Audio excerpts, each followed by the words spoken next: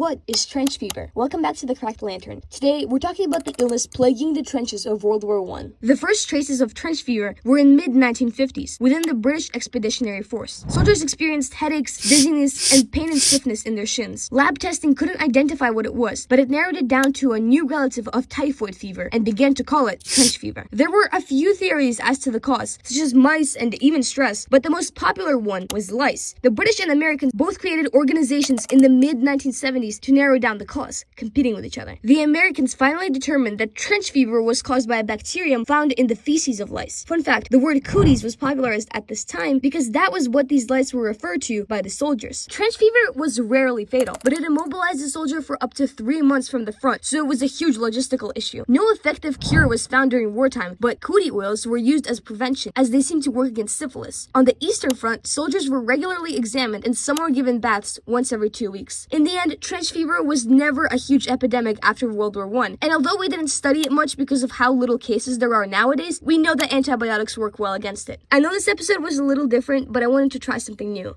Thanks for watching, and see you tomorrow.